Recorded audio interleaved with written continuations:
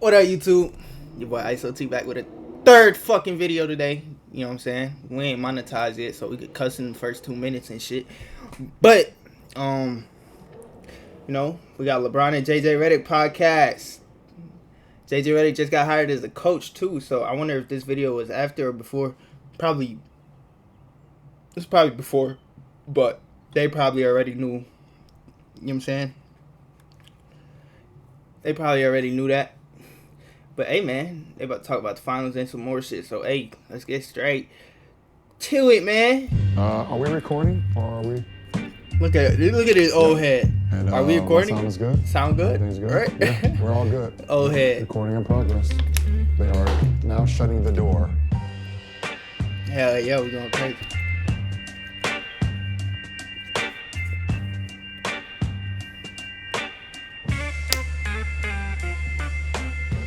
Welcome to Mind the Game with LeBron James and JJ Redick, brought to you by Uninterrupted and 342 Productions. This is episode 9 of Mind the Game.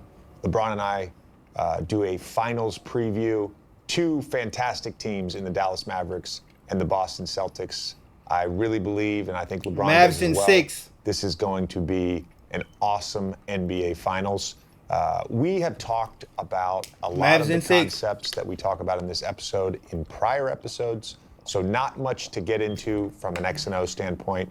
There is one Boston set that we do spend a lot of time on, and that is Horns 2 or V2. This was a play that I started running when Horns. See, like, I'm a fucking basketball geek, but like, all this the terminology, like, I don't.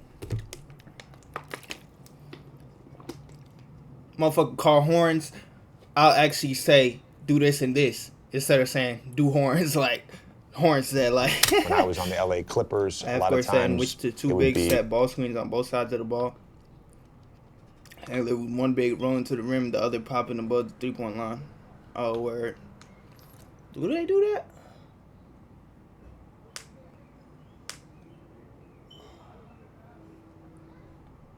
Celtics?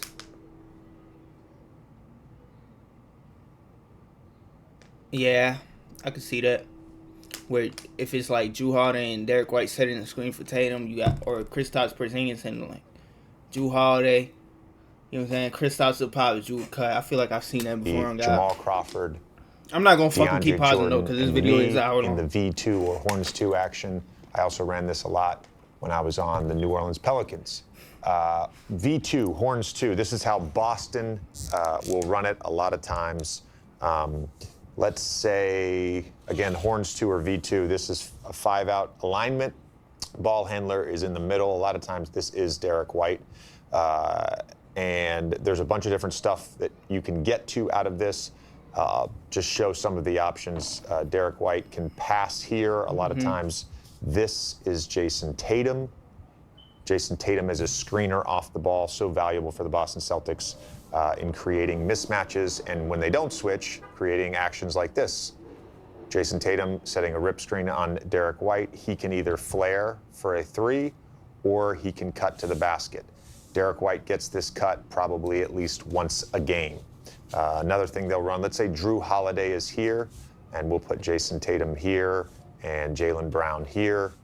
These three guys, when they get into this triangle up at the top of V2, they get a lot of good stuff out of this. One thing that Jrue is really good at, Jason as well, is if Jaylen Brown enters to Jason Tatum, Jrue will set this rip screen, and if a team is switching, he'll set it at an angle where he can immediately slip into space. Now, when Jason Tatum hits Jrue Holiday on that cut, this could be Derek White on that cut, could be Jason Tatum on that cut, but when they get this cut, they've now got shooting all around them a lot of times. And then if they don't decide to switch and bro go under, they be having a JB3. Oh God, that shit happened to us.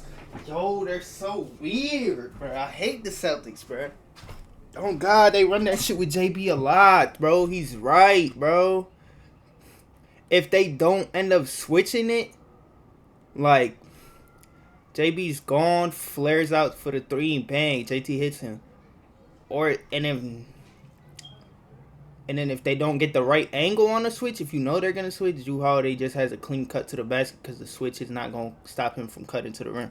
Oh, God. They'll put X5, they'll put Horford or Porzingis. Then you got Horford and Derek White in right the corners. Here. So, like, if this person drops for the roller, Jrue Holiday, JT, straight to the corner, bang. It's a nice little play, I ain't going to lie. Defender goes to help on this slip. The pass goes to the corner, you get a wide open. Or that side, whichever side they help on. They get a lot of stuff out of that rip screen into a slip. Another basic thing they do, if this is, let's say, the 5-man, we'll just say it's Porzingis. Let's just say it's Porzingis over here. Let's say this is Tatum over here. This was how I used to run it. Corner, this could be DeAndre Jordan. This could be Derek Favors. This could be Jackson Hayes. The point guard, ball handler, will hit the 5-man. He'll go set a down screen for the shooter or the playmaker, and this guy will come off a little dribble handoff right here. Porzingis, Al Horford rolling into space, DeAndre Jordan rolling into space. It's like a V2 with a dribble handoff.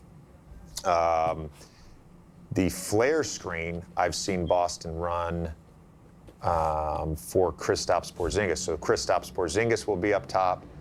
He'll hit the wing. He'll get this rip screen and flare into space. Again, that's a 7'3" guy flaring to 27 feet. Good stuff.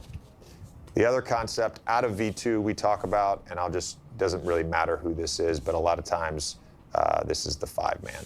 Okay? Horns twist. This is Horns twist. So the ball handler will come. This will be a screen right here. You get the switch and the matchup you want on the primary ball handler. The screener will just clear out of there, and then you're right into this downhill right-hand drive. A lot of the stuff we talk about as it relates to the Dallas Mavericks is about pick and roll coverage versus Luka. Again, we've covered all these concepts before. They don't got nothing for that, switch, up to touch, blitz. It'll be interesting to see how the Boston Celtics match up across the board.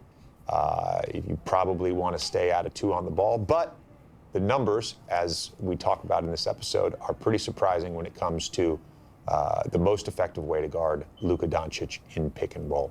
A bunch more stuff that we get to on both these teams. They don't got shit for that pick and roll. Can't wait to call these NBA Finals. This is Mind the Game, Episode 9, NBA Finals preview with LeBron James and JJ Redick.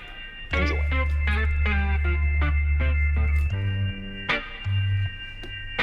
So wait, when they like coach and player, like, are they still gonna do this? Cause that would be fire. I always hear that motorcycle T in your stream. Ron, what's up, man? How we doing? Brad, like, cause I just keep this shit open. Fantastic. I thought we could just talk NBA Finals, maybe a little preview of what's to come for everybody. We are recording this on Thursday. Tonight is Game 5 of the Western Conference. We are going to talk about the Minnesota Timberwolves, but we are going to go a little bit on the assumption that Minnesota will not be the first team to come back from a 3-0 deficit. Could happen. I'm not saying it couldn't, in which case, this whole episode is fucked. To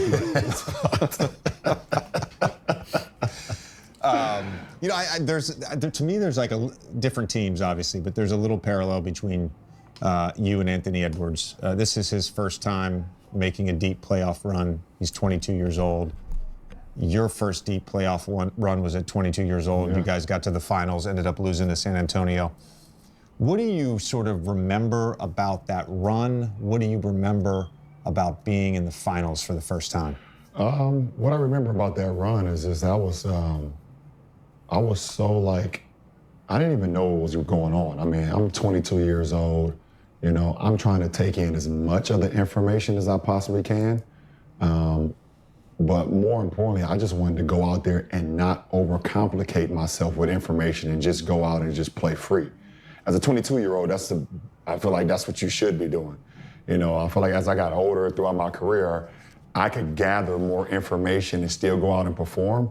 But at 22, it's like, hey, coach, just give me a couple things offensively and defensively, you know, and I'm just going to trust that my IQ and my game is going to, and my energy level is going to withstand, you know, the pressure of the postseason. And I was just out there just playing so, I guess, free. No one gave us a chance, obviously, and no one gave me a chance at 22. It was only my 4th year in the NBA, and we got to the Eastern Conference Finals going against the big bad Pistons that was beating up on pretty much everybody in the Eastern Conference. I think they went to like 5 straight Eastern Conference Finals.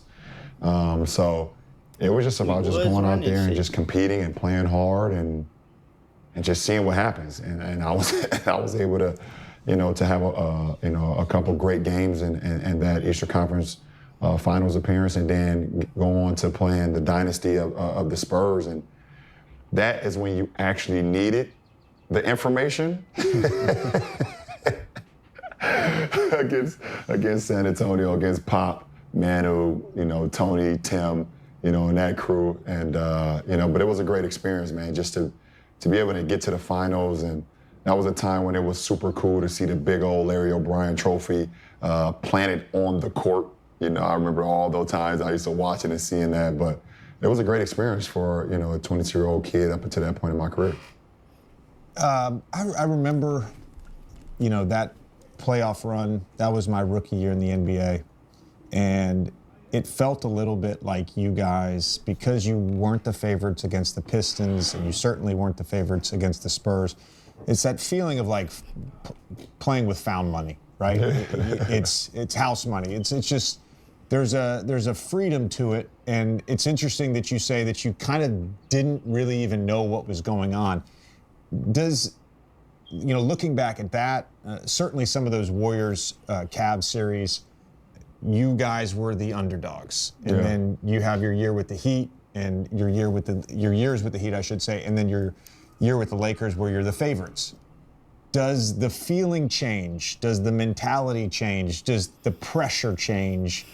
And the reason I bring this up is because I feel like with Boston, there seems to be, a weight, and it's based on past experience. It's based on this season in particular. It's based on the fact that they fucking play in Boston, which their fans, there's an expectation, right? Yeah. It just is, it's constant. And as a player, I'm wondering how much you felt that going into a finals where you were the underdog versus the favorite. Well, I mean, you're right on, JJ. When it comes to that, going into a finals where you're the underdog, you definitely have a different demeanor. You have a different feeling. It's a different weight that's on your shoulders and in your mind and on your back and on your chest or whatever. You definitely feel that. You can feel how less of anticipation, or less of people saying that you guys are the favorites, you guys should win, this is your series, whatever the case may be. But I've been on both sides. I've been on sides where, like you said, I've been the favorite and lost, and I've been on the side where I was the underdog and won. So it all comes down to literally who you're matching up against. I mean, listen, let's not get it, messed up or start thinking crazy about, okay, favorites, non-favorites. The best team with the best players and who can withstand runs in the finals, in the postseason, is going to be the team that's going to win, And, like I said, when we was the favorite in one of our series when I was in Miami versus Dallas. We had times where we played exceptionally well, but we did not withstand some of their runs, and they had some of those runs that took us played a crazy long time to get out finals, of, bro. and they controlled. Obviously, playing in the league for so long, and me being in the league for so long, those last 2 minutes, that was the only of finals every LeBron quarter really played bad in, would bro. decide a game. Those last 2 minutes. And people can say, what about the first 10? Obviously, we know 12 minutes in the quarter, we know those first 10s are important, but literally that last 2 minutes in the third and fourth, those things decide a game and can ultimately decide a series.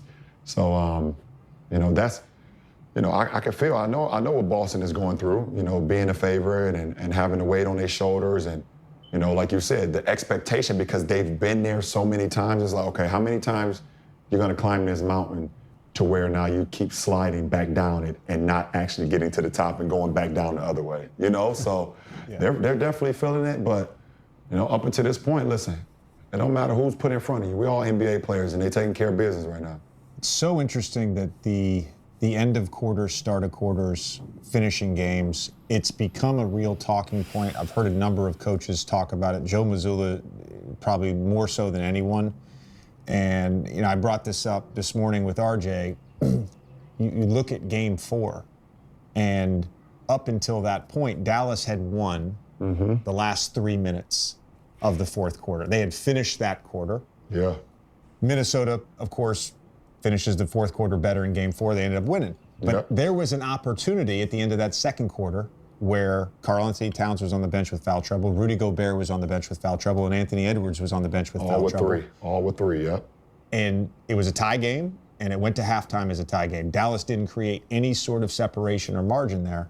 And so when you look at, like in this series, the one guy Joe always brings up is Peyton Pritchard. And look, matchups in the playoffs are different. Peyton didn't play a ton versus Indiana, but he's always been a guy who checks in at the end of the first quarter. He can help create a margin. He's out there for the beginning of the second quarter. He can create a margin.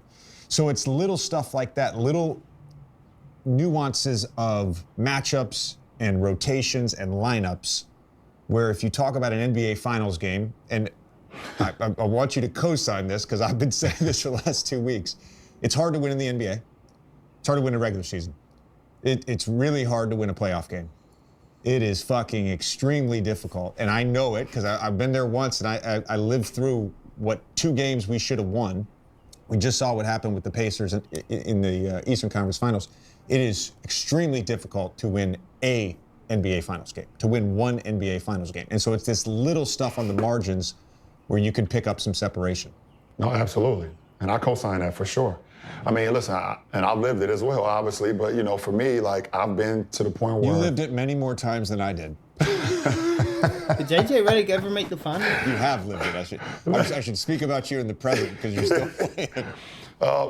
Like you said, I mean, Jay, I've been where I've won one game. I've been where I've been able to win 4 games to be able to host a trophy. And I've also been on the side that I haven't won 1 game. And I can look at that one of those, instances where I was like, we had a chance. I look at, I believe it was 2017. 2017, game 1 in Golden State. J.R. Smith, man. J.R. Smith, you mother boy. Boy, LeBron dropped 58 and 10 or some shit like that. J.R. Smith, bro. J.R. fucking Smith.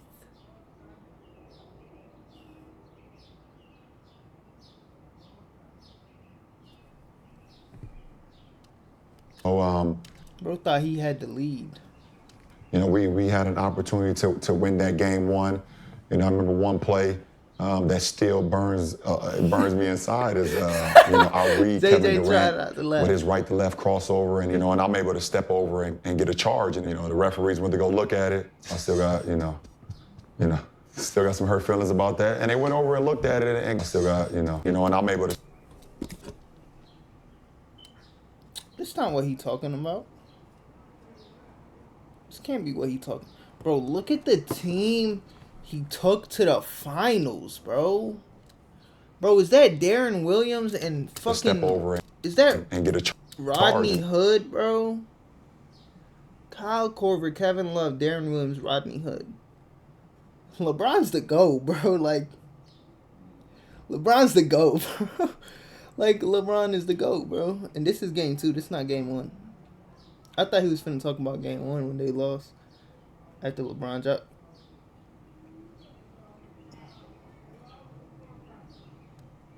The referees went to go look at it. I still got, still got some hurt feelings about that. And they went over and looked at it and called it a block charge. And that game didn't go the way it went, as the way we wanted to. But that could change the trajectory of a series.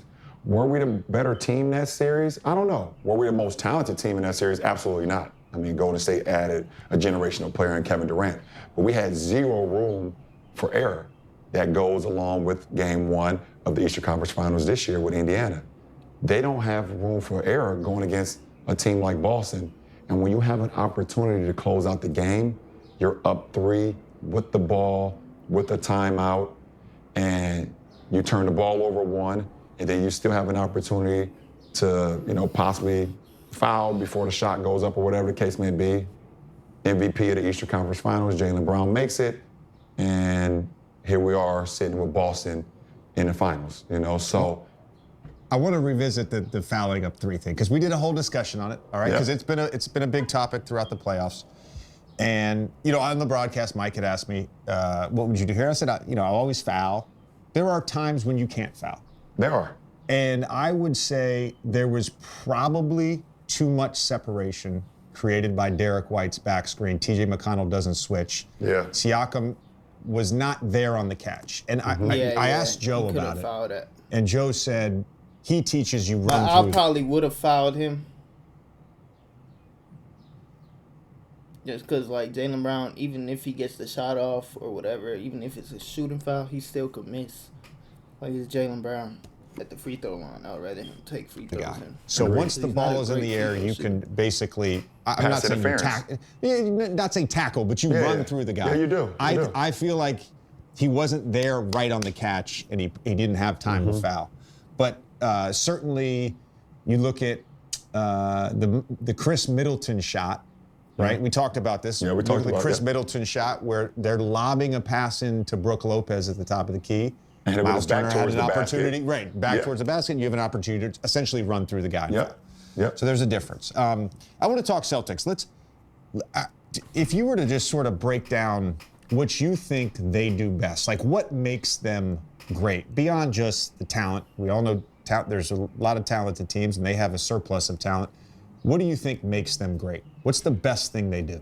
I think they do it with the pass that a lot of people don't really give them credit for. I think their dribble penetration, and once they see the defense start to rotate, they do it with the pass. To be honest, throughout the course of the 48-minute game, they really only have 2 ISO guys. And that's Jason Tatum and that's Jaylen Brown. Obviously, Peyton Pritchard has the ability to play low ISO ball as well. But they just have 2 ISO guys. The rest of those guys, they move off the pass. They move off the defense shifting.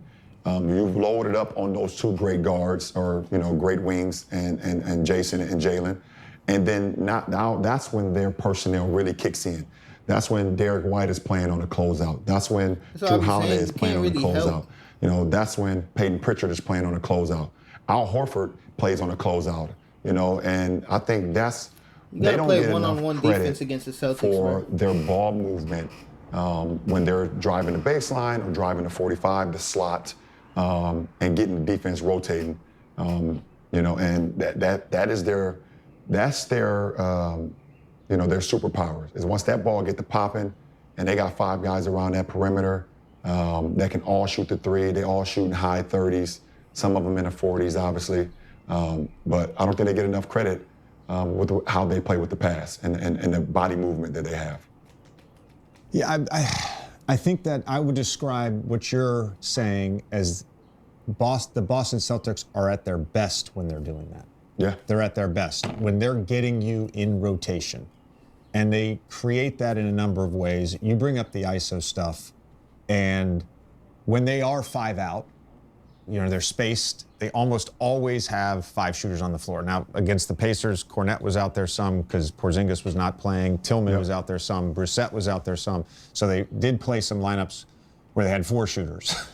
Yeah.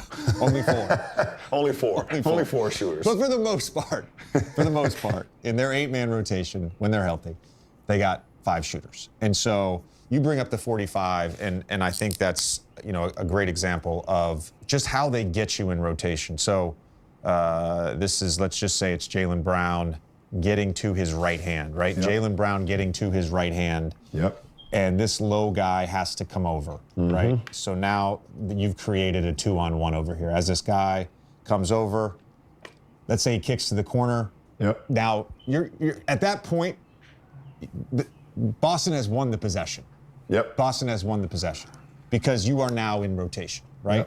Yep. X guy goes, you gotta somebody's play flying at the slot guy, and it's just beating you with the pass. And because once you start helping, that's when they start making threes. You don't help, they're not doing what they want to do, and that's hit threes, bro. Whether JB give you buckets down low, get past you give you, or JT give you, you can stop them. You can stop JB and JT 50% of the time on ISOs without no help, just one-on-one defense. But them threes, that's where when Jrue Holiday, Derek White, Kristaps are all getting wide open threes because you're helping on JT and JB. That's what they want to do. Now you're getting the whole team involved. Not everything is killing you. When in reality, if you play one-on-one defense, only JB and JT are going to kill you. But you're going to be able to still get stops on them, like one-on-one. It's not like they're going to fucking shoot 100% from the field, but you're giving up twos instead of threes. They're all capable of playing out of closeouts, as you mentioned. So I think the spacing is, to me, what starts everything for them offensively. Yeah. And that's what I want to say Miami did until Kevin Love was on the floor when they went to a zone. Or I should say we, because I'm a Heat fan, but in game 2, you see we didn't help nothing. Like, we just hooped, like, one-on-one defense. We didn't give up barely in three. We hit threes, they didn't. Like, we would always hold them lower than their average. They average 120 points per game because of that. You hold lower than their average. That's why I said if we had Jimmy and Terry Rozier, because we're so good at stopping the Celtics offense from getting what they're used to getting, which is 120 points, 115, because we're holding them to the low 100s, it's like if we had Jimmy and Terry getting buckets on them on the other end, along with Josh Richardson off the bench, shooter, and another guy who could facilitate and create shots for other people. If we had them, I'm not going to lie, I got a feeling we would have beat them. But like I said, as long as Dallas plays one-on-one defense and doesn't help, they should be straight. Like, because their offense is going to get buckets. Just play one-on-one defense, you good. Don't allow hella threes. And the way they're able to get two on the ball. The play that I love, and this is what I want to sort of talk about with you today, is there, you call it horns two, or you call it V2? Horns two. Yeah, V2. You call it horns two. We yeah. talked about horns two chest earlier, but in one of the other episodes, I want to talk about their horns two and how sort of they run it. And we'll just put Al Horford over there and Jrue over here. And we'll just say Porzingis is not in the lineup for this. So they run it a bunch of different ways. This is, to me, the best thing they do. This is Jason Tatum right here. Correct. Let's just say he's in that sort of right elbow area. Mm-hmm. Using Jason Tatum as a screener because Derek White's defender is oftentimes one of the weaker guys. Yeah. This could also be Jrue up here. So they use whoever the weakest guy along with JB and JT. Yep. And Jason Tatum as a screener creates so much. So let's say they run their horns two flare. Derek White makes the pass. Jason Tatum sets the flare. Yep. There's so many things they get out of this. So obviously Derek White for three if they don't switch. Derek White curling. JB hits him. Now all of a sudden you've got shooters. You've got Derek White getting a layup. The other reason I really like this is because they do, I think, a better job than anyone on these rip screens when there is a switch. JT setting this rip screen on Derek White. If they know they're switching, the angle they set this and slip. Mm-hmm. Yep. They get that so much. And again, so everything is built off of space. Like, I'm not going to lie, like right here, bro. The angle they set this and slip. Boom. Stop crashing. Like, Capella, bro, you're good, bro. Let him play that. Just let him play that. Look at the way he caught it off balance anyway. Like, let him play that. They get that so much. And again, so everything is built off of spacing. Yep. But the way they're able to manipulate matchups, do you think, whether it is Dallas, whether it is Minnesota, do you think, number one, do you think they have the right personnel? Number two, specifically with this Horns 2 flare, we'll talk about the other actions out of Horns 2 in a second, but with this Horns 2 flare, is switching the right call against the Celtics? See what I'm saying? No, or is there a better let way them to play do it? one-on-one because you're going to get some stops. I think showing any great team a steady diet of the same thing throughout the course of 48 minutes is going to be a death to you. You have to switch it up. You have to change pitches. You know, you can't just show, you know, great players and great teams a steady diet of the same, you know, anything. They will get too comfortable. They will understand it. They will start seeing it, and then they'll expose it. So I think there are times where you can switch that action, but there's times where you have to be extremely physical and body up and allow try them to get force to catch out. Yeah. You can't let the opposite guy, if it's Jaylen Brown or if it's Al Horford or if it's Drew Holiday, catch the ball right at the elbow. You have to push them off the elbow maybe just a little bit, and a lot of times, a lot of the conversations need to be had before you even get out on the floor. You need to be talking about, okay, listen, this is nut crunching time. These are the sets that they're going to go to because they know they're going to get a good shot out of it. So we got to be ready for it, but, like you said, Joe do a great job of putting those guys in position and understanding who's on the other team when they're guarding them. So you look at, with this matchup with Dallas, obviously you got Kyrie, you got Luka, you got PJ Washington, Derrick Jones, and Gafford or Lively starting at that 5. That position, I'm guessing that Kyrie will be on Derrick White. You'll have Derrick Jones and PJ. They'll decide who will be on Jaylen Brown and Tatum. And you have Luka on Drew Holiday. They're trying to take away his post-ups because that's where Drew is really good. We've seen how many times he big-shouldered Obi Toppin, in late games. So you're trying to put Siakam big shoulder early in that series. and ones. He big shouldered those Couldn't guys. be So Jimmy you want to try Butler, to keep though. a bigger body on Drew. And then you'll have Lively or Gafford on Al Horford or Porzingis if he's available. So they'll probably have whoever Kyrie is guarding initiate that offense that we just drew up and see if they can get the switch. See if they don't switch, can Tatum get a nice clean screen where Derrick White or Drew Holiday gets a layup off that flare. They run gets this. a 3 off Tell the you, flare. that's cut what to I the said in the basket, get a beginning layup. of the video. This is the worst thing that can happen. That 2 guys go with Literally, one. that's the shit I'll be. Yep. Yo, This is the like worst I off that literally flare. said, this is the play I was exactly talking about, bro. You can't go under, bro. What are you doing, bro? Gets a 3 off the flare, cut to the basket, get a layup. This is the worst thing that can happen. That 2 guys go with one. Where Tatum sets the rip screen, Kyrie is afraid to take the body off Derrick White, and he curls around, and PJ or Derrick Jones goes with them, and now Jason Tatum steps back for a 3 by himself. That is the worst thing that can happen. So you have to go in with a definite game plan on, this is what we're going to start with. Let's see if that works. If it doesn't, we'll be ready to make the adjustment. There's a couple things I want to run back out of this, but for the most part, let's just have 2 offensive players here. Yep. And let's just say this is Jaylen, and let's say you do a good job switching, and this ends up being Jason Tatum, and whoever this guy initiated the offense, it could be Drew, it could be Derrick, has now cut through to the basket. Correct.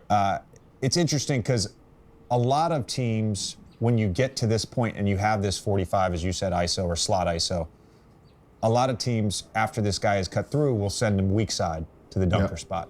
Mm-hmm. Boston, a lot of times, they don't do it always, but a lot of times, this is a lot of times Derrick, could be Al Horford, a lot of times it's Drew as well. Mm-hmm. They actually sit the dunker spot in the strong side. Mm-hmm.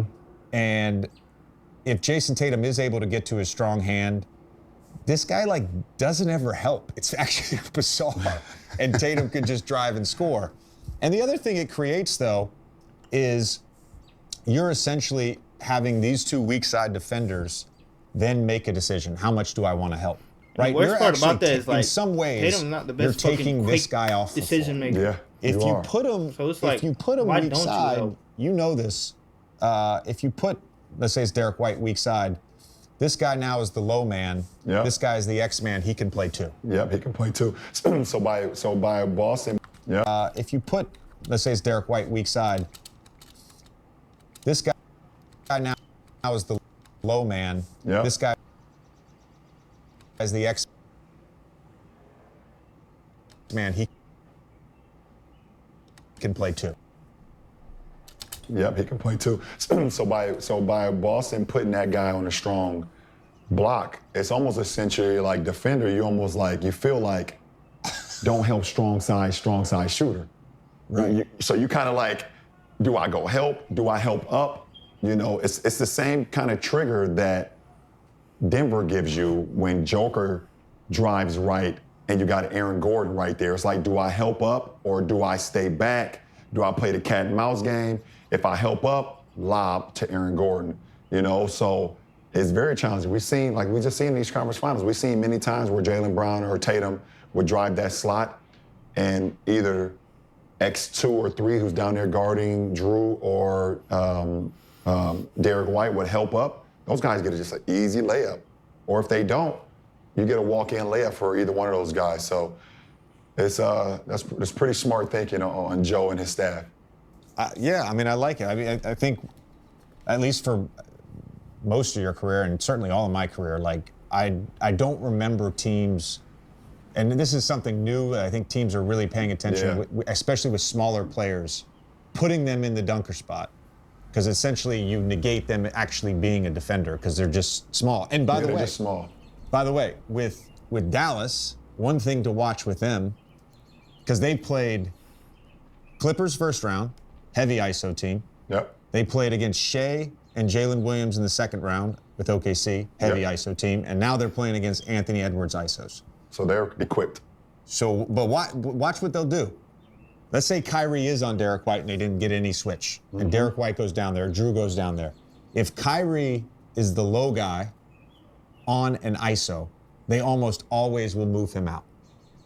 The other defender on that side will say, switch with me. It could be Luka, could be PJ, could be Derek. Kick him they out. want to get Kyrie out of there. They want to kick so him that out. he's keep him not on going perimeter. against size. Exactly. Yeah. Exactly. This is the other one I like, and they'll run this. Well, they run a couple other ones, but this is like Horns 2 twist, basically. So I'm going to put the big up here because a lot of times they will run it. And this could be Cornette with the backups. It could be Horford, but I'm going to put KP here. Yep. So Derek White will come off JB. JB will then cut through. And sometimes he'll space. Sometimes he just kind of stays in the dunker. And then KP comes and runs into a ball screen.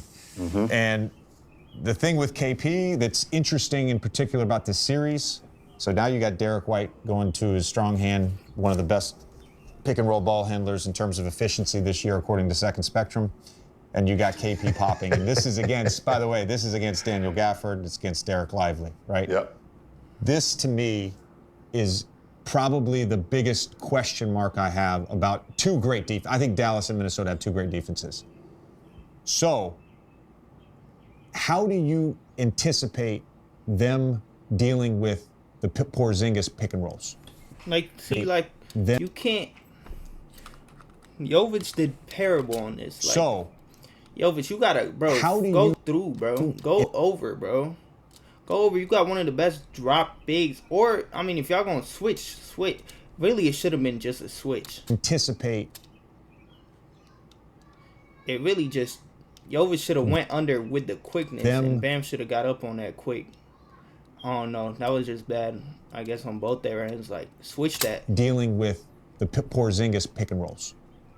That's going to be a big-time challenge. And obviously, personnel-wise, you see who's on the floor. But at the end of the day, if Porzingis is active, then 9 times out of 10, they're going to have 5 shooters out on the floor. So you can't, how, in the OKC series, Dallas was allowed to hide Gafford at times and Lively and put him on Josh Giddey, and kind of keep them roaming, not afraid of his pick and pops, not afraid of him being spaced in the corner, so he was able to get away with it to the point where OKC made a change and started, decided to put Josh Giddey off the bench.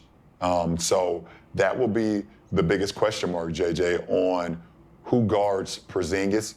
Obviously, I believe it will be Gafford and or Lively, but how do they deal with that Horns twist action? Or how do they deal with just a thumb down or a thumb up action where Porzingis just runs up from the middle of the floor and probably doesn't even set it all the time and gives those guys a right hand where he's popping, and you put in, X5 Lively, Lively, Gafford, in a pickle, in a position where it's like, okay, do I help on the guard or do I allow him to get downhill? So I think what helps in Dallas' case, If that is the case, having Maxi Kleber back. I think that helps a lot. I know he's been out for a while since round 1 versus the Clippers, but it does allow them to now start switching a lot, and I know that's always challenging against Boston because they have so many great ISO players, but I do think there's times in certain matchups where Maxi can switch out on some of the Boston guards and contain them. Yeah, he's a very valuable defender. At the very least, he can stay. There's times in certain matchups where Maxi can switch out on some of the I ain't gonna lie, he did it before. Boston guards and contain them. Yeah, he's a very valuable defender. At the very least, he can stay in front and use his length, right? Correct. At the very least. It's interesting because today I watched a pretty long edit of all of Anthony Edwards' ISOs against the Dallas Mavericks. And it's interesting because you brought up the roaming thing off of Giddey. And to me, for the most part, in these ISOs, they're kind of just ignoring Gobert. And whoever is on Gobert, whether it's Lively, Gafford, Kleba, they are essentially roaming. And they're just essentially banking on the fact that they got multiple guys behind them, right? And they're going to play rotation X game out of that. You just can't really do that against the Boston Celtics. And there was one clip where, Anthony Edwards had it up top and he was playing in a 5-shooter lineup. It was McDaniels, it was Naz Reid, Karl-Anthony Towns, and Mike Conley, right? He got past his man. Gafford was forced to help. McDaniels gets a slot 3. Mm-hmm. So to me, it's like point of attack defense versus the Celtics ISOs, and then being great in rotation. But again, this is what you said at the beginning. Like, they are so good once they get into the pass game, once they get you into rotation, that's, to me, is when they're at their best. And that's really going to be the biggest issue, I think, against Dallas, is there isn't somebody to roam off of.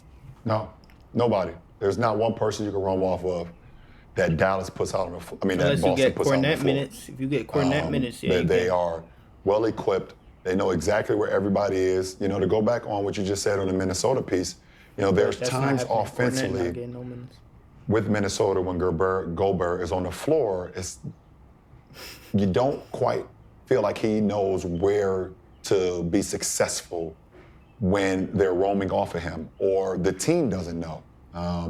There was a big time play in Game 4. Karl-Anthony Towns was at the 4, and essentially Kyle Anderson was playing the 5. And there was a play where Anthony Edwards was ISO'd on the right wing, and no one was guarding Kyle Anderson. And Kyle Anderson, we know, is one of the smartest guys in the NBA.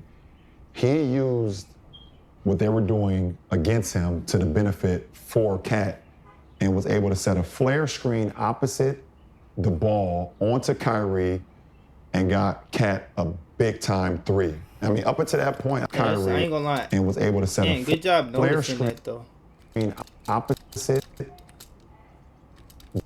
the ball Good screen onto Kyrie. That ain't no contest. That's Cat. And got Cat a big-time 3. Up until that point, I think Cat made 1 before that, but up until that point, through the first 3 games and 3 quarters, Cat had 0 airspace. But going back to what I'm saying, Kyle Anderson just used his brain and saying, okay, yes, you guys are gonna shit on me because I am not a spacer, and me playing the dunker doesn't benefit because I'm not super athletic. I can't catch lobs. But you know what? I know there's a guy not guarding me, so I know that if I'm setting a screen on someone, then my guy can help him. And that was a big time shot. They went up 6, forced Dallas to call a timeout. So, you have to be able to play the game within the game. We want to celebrate, and I think we're being very positive with the Celtics right now. We're not trying to make it seem like they're unguardable. I know Laker Nation is going for the Dallas Laker Mavericks. Yeah. Look, but I do want to make a point, and I don't think Minnesota has been very clean with their spacing. Your point about Gobert is a valid point. I don't think they're clean with even simple stuff like a slot ISO. I'm watching this stuff. A slot ISO, you typically have the ball side player all the way in the corner. A top ISO, or even just a shade left or right of the top, you typically have the next man spaced to the 4-point line 45 degrees. Their spacing is very dense. Their spacing is very condensed. Sometimes the guy doesn't get all the way to the corner. Sometimes the next man is like 8 feet away when he's got the space to move. And so, yeah, you're like, oh, Anthony Edwards, you turn the ball over. I think it was game 2 where he just didn't drive the basketball. And you're like, where's he supposed to go? Yeah, there's 8 guys. There's 8 guys and 16 eyes right there. Yeah. And my curiosity about the way Dallas has played against these ISOs, because again, Boston, I want to say, was the 4th most frequent ISO team in the regular season. JB, Tatum, large part of that, to your point. They have been, even against shooters, whether it's Mike Conley, Jaden McDaniels, Isaiah Joe at times, Cason Wallace at times, even against shooters, they've been more than willing, I don't want to call it overhelp, but overshow help position against isolation. Yeah. Like they are, and then just rely on the closeout. And I don't know if they do that against Boston, but that's something that I'm very curious about in terms of how they have their shifts against isolation. Yeah, absolutely. I mean, you have to, bro. You have to. We know that on any given day, let Tatum and Brown cook on their isos, Boston can ring off 25 made threes. And rebound. Main thing, another big thing, rebound, offensive rebound, bro. As a player, you're corner going to a game and you're like, okay, we want to be heavy shift. We want to create no lanes for these 2 guys. You got to box out the corner crashers. But we're giving up 60 attempts from the 3-point line, in which case they can make 25 of them. So I have a lot of confidence, that J Kidd and his staff, being able to work with those guys for some years, that they will have a game plan that's similar to what they've been doing, obviously, because when you get to this point of the postseason, you can't just tear everything up and throw it away and say, all right, we got a new thing for them. No, you can't do that. Yeah. You've built these habits all throughout the year and across the postseason, but they will have some things that will be different from what they've done, versus Minnesota, versus OKC, versus the Clippers, once they face Boston, because it's a different beast. It's a different monster. We know that. Yeah, and the other thing I would just say is, whether it's P.J. Washington, whether it's Derrick Jones Jr., those 2 matchups against JB and Jason Tatum, look, those guys can stay in front at times. It's not like they're getting beat every time. And I would say Kyrie's engagement level defensively, let's say there is a switch on an ISO, and you've got P.J. Washington with length, Derrick Jones Jr. with length in a shift, that stuff matters. Like they are equipped. They are equipped to defend this Boston team. I believe that. I agree. But this Boston team is a different animal offensively than anything they've faced so far, and it's because of the spacing and the shooting. Yeah, and I think that's fair. Absolutely. And when it comes down to being shifted, the worst thing you can do is have guys out on the floor that's in a 2-way stunt. And meaning when I say that is, okay, if we want to be shifted, you need to be in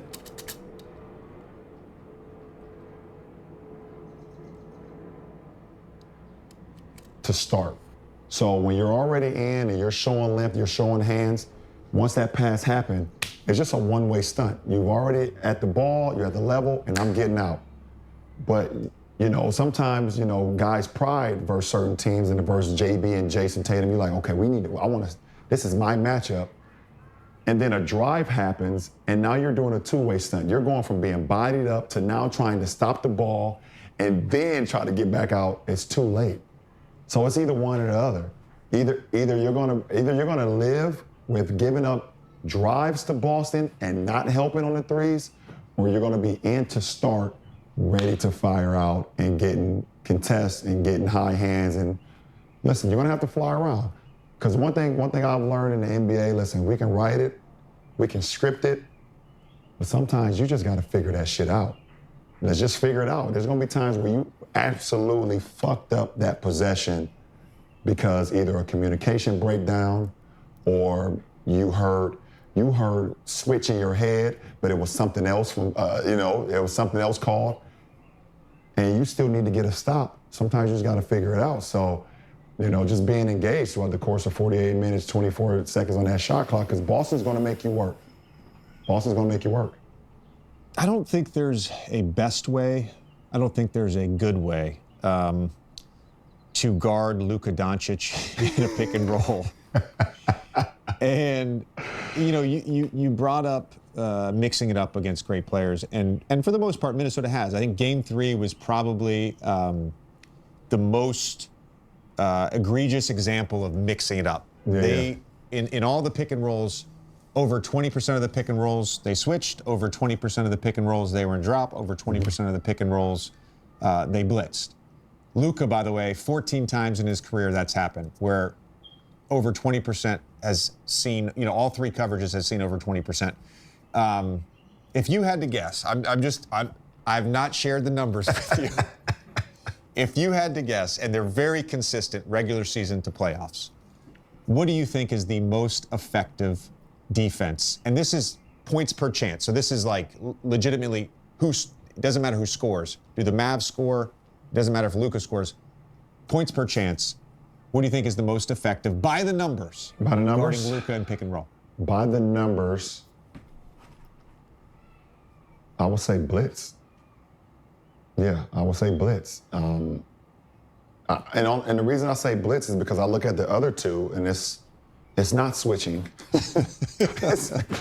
Because they don't run many small pick and rolls. They run a lot of 1-5 pick and rolls, when it comes to, because the 5 is, usually not as mobile or whatever, not as agile. So they try to bring the 5 up, and they have those 2 lob threats, which Luka loves.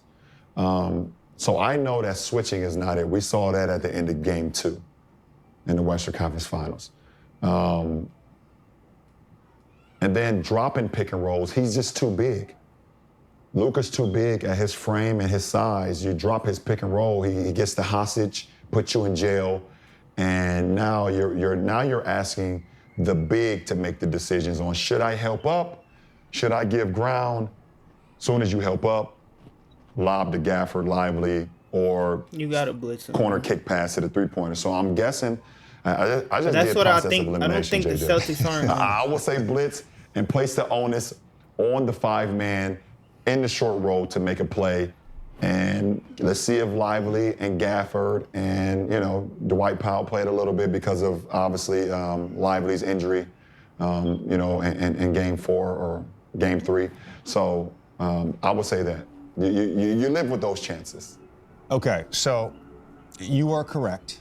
By the numbers. And actually, these numbers are remarkably consistent. Regular season playoffs versus drop coverage, points per chance, they get right around 1.10, so 110 points per 100.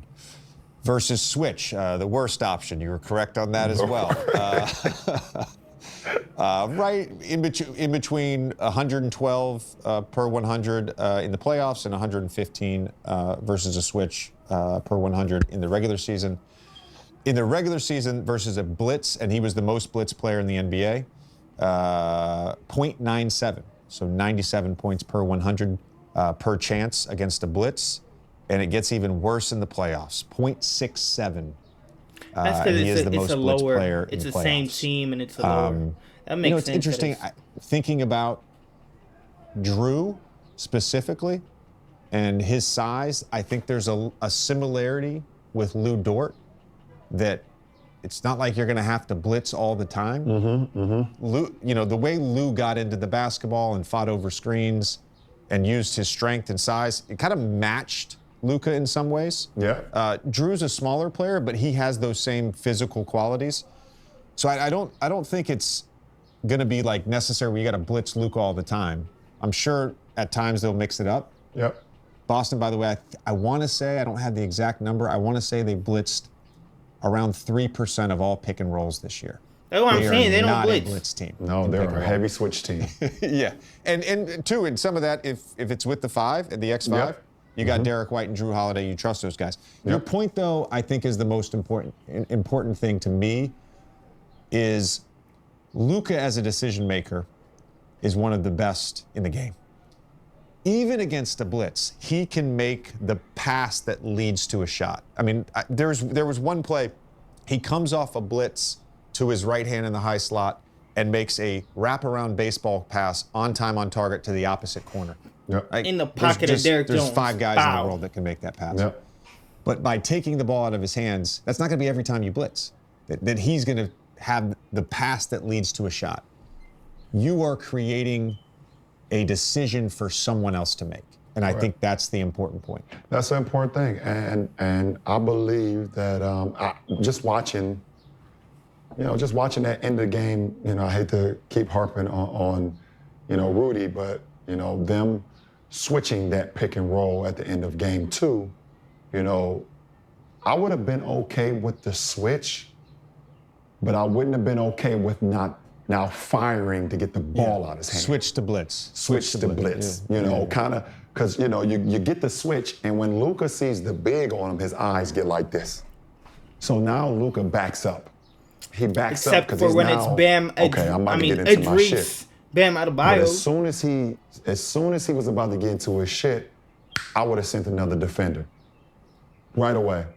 Not only does it make a second guess to Luka. Obviously, he's seen everything, but it takes time off the clock, and then ultimately, what we all care about is getting the ball in somebody else's hands. I mean, obviously, if it's Kyrie, the next guy, he's just as dangerous as well. But you take your chance when it comes to Luka versus 5 or the rest of the field versus the rest of the field. Yeah, I mean, if you watch that play again, after the screen was set, I think it was Lively. They cut down essentially the middle of the paint, and Jaden McDaniels went with them, and there was a split second where I was like, yo, he's going to go double. He's going to go double. And he didn't do it. When we played Kawhi in 19, when he was on the Raptors and I was on the Sixers, by like game 3 or 4, we were like, this guy, he's killing single coverage. Yeah. And so rather than like, me showing or James, it's like, let's just switch it. And then as the guy cuts through, just go with him for a second and then switch to blitz. I'm not saying we had a great success with that, but at least it was something we could do. I think at the end of the game, that's something that you have to have in your bag. That is absolutely something you have to have in your bag. I'm like, if Luka's ISO'd at the top of the key against anybody in the world, this is not a knock on Gobert, Luka's going to get a good shot off. Absolutely. He's going to get a makeable shot off. Absolutely. I got another question for you, JJ, regarding Luka. I have an idea. So I was watching the game. This is game 4 that just happened. Minnesota's up 6, right? Luka is bringing it in transition. And obviously, he hits the 4-point play. Missed the free throw, bro. Was it a foul? Okay, I don't know. I'm not gonna get involved in that. How do you feel about also fouling up 6 to keep it a 2-possession game?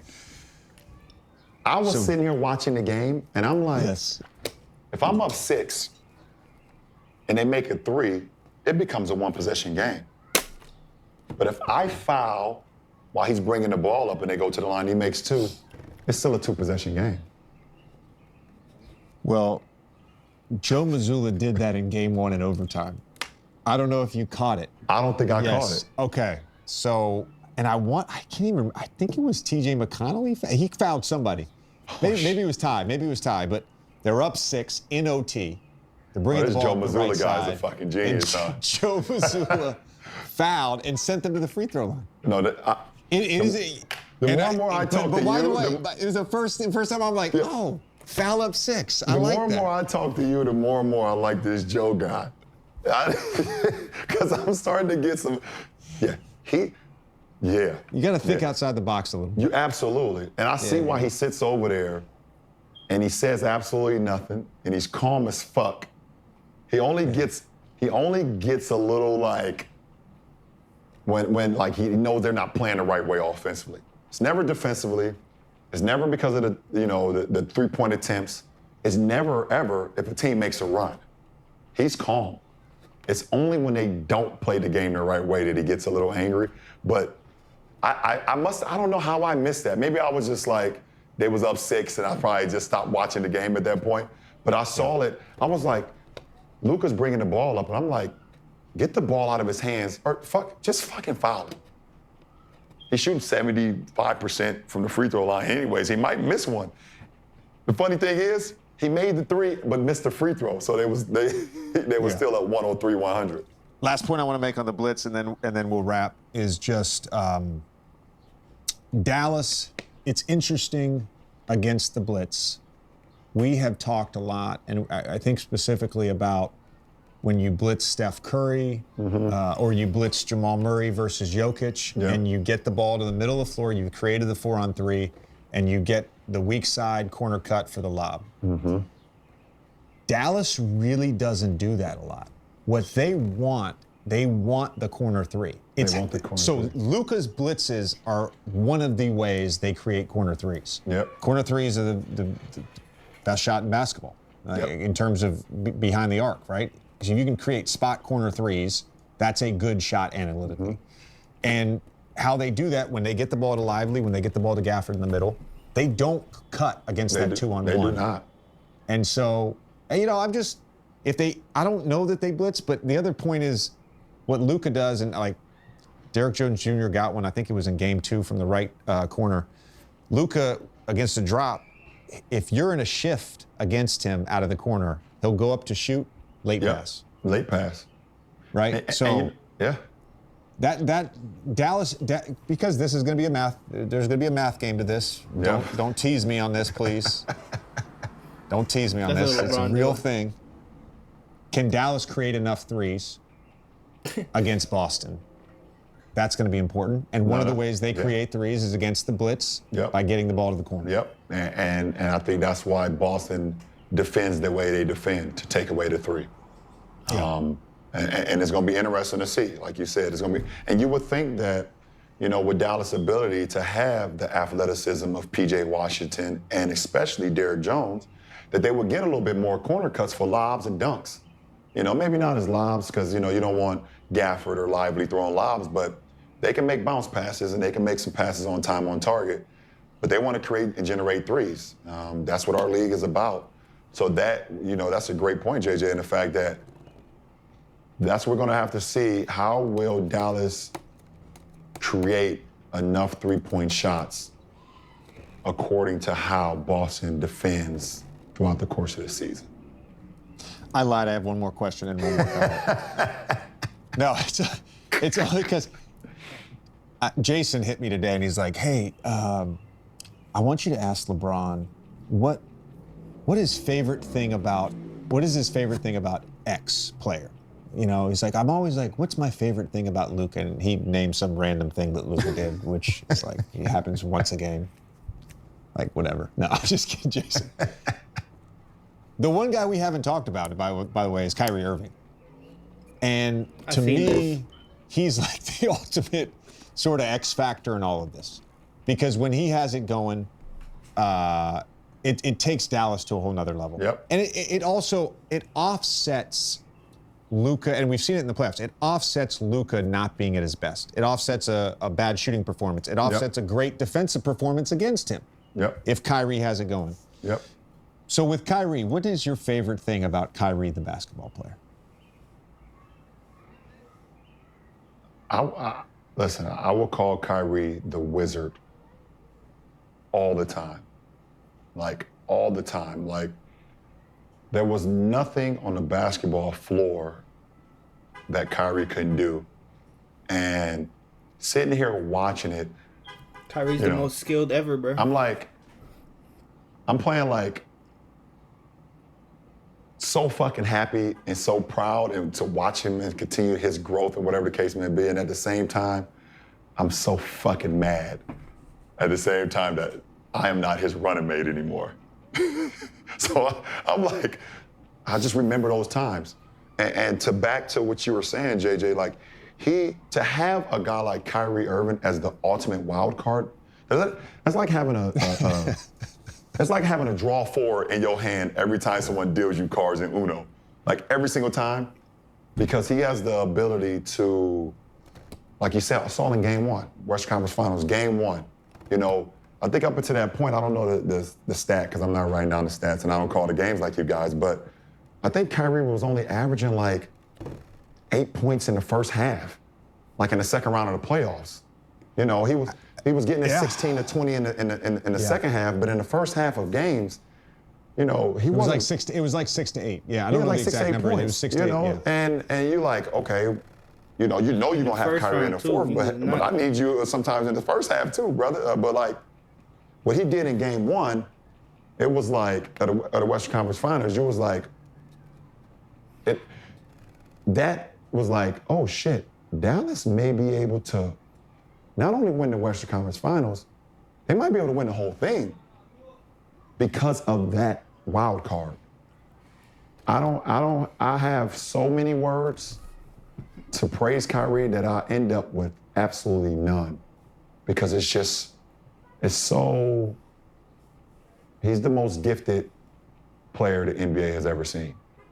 He has the best gifts I've ever seen of any NBA player.